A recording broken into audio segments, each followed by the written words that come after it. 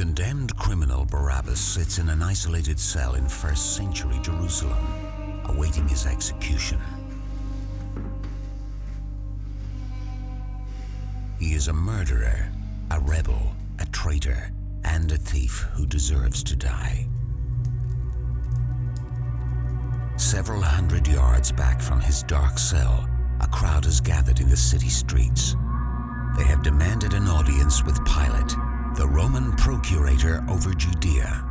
Perhaps thousands of Jews, manipulated by the Sanhedrin, are there to call for the death of one Jesus of Nazareth.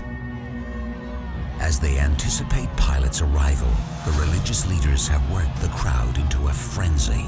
Their claim is that the Nazarene is a blasphemer, that he lies and deceives the people.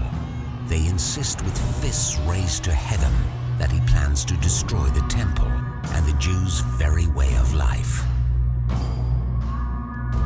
By the time Pilate appears before them, they are a bloodthirsty mob. Pilate doesn't want to see Jesus executed. His wife has warned him, because of a dream, to have nothing to do with his sentencing. Yet his loyalty to Rome compels him to act, however, with a plan.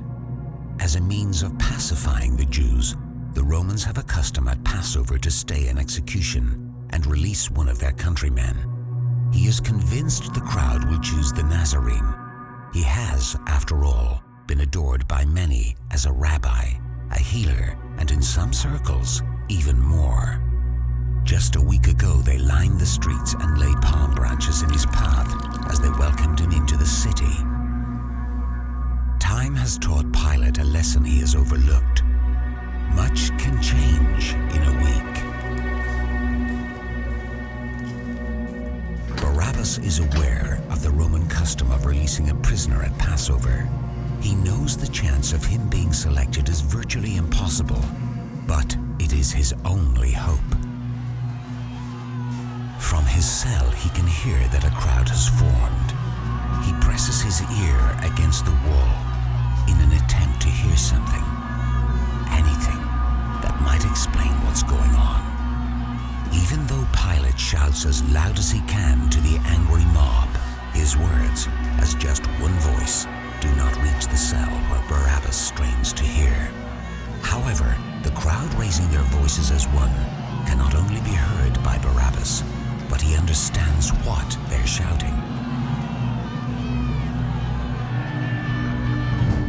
He doesn't hear Pilate ask the crowd, "Who would you have me release to you? Barabbas or Jesus of Nazareth?" He distinctly hears the crowd scream, Barabbas!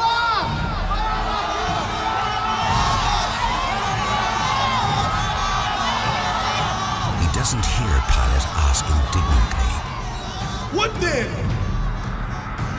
would you have me do with Jesus?" Crucify him! He unmistakably hears the crowd's demand. His heart begins beating faster and faster as he hears the crowds chant, "Barabbas, give us Barabbas, crucify him."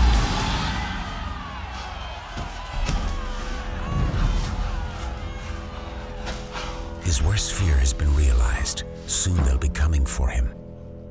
There'll be no release, no stay of his sentence. He will die like an animal on the cruel Roman cross, and no one can keep that from happening now. He hears the key in the door that leads down to the path to his cell.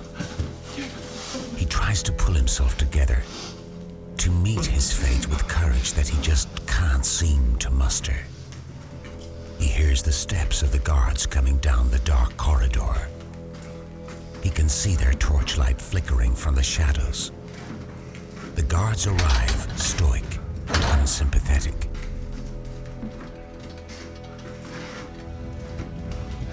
"I know why you're here. I heard the crowds. They're demanding my execution."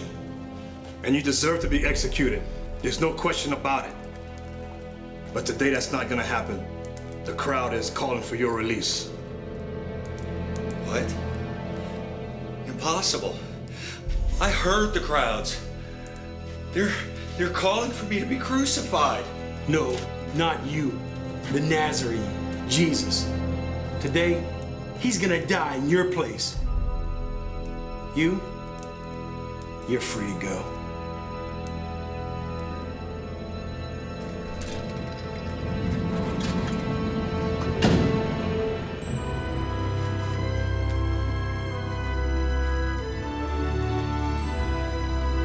As Barabbas walks down the corridor that leads to his freedom, he is the first sinner to ponder this exchange. Why would God allow such a thing? The innocent dying in the place of the guilty? The pure in exchange for the derelict? He doesn't understand it. He doesn't deserve it.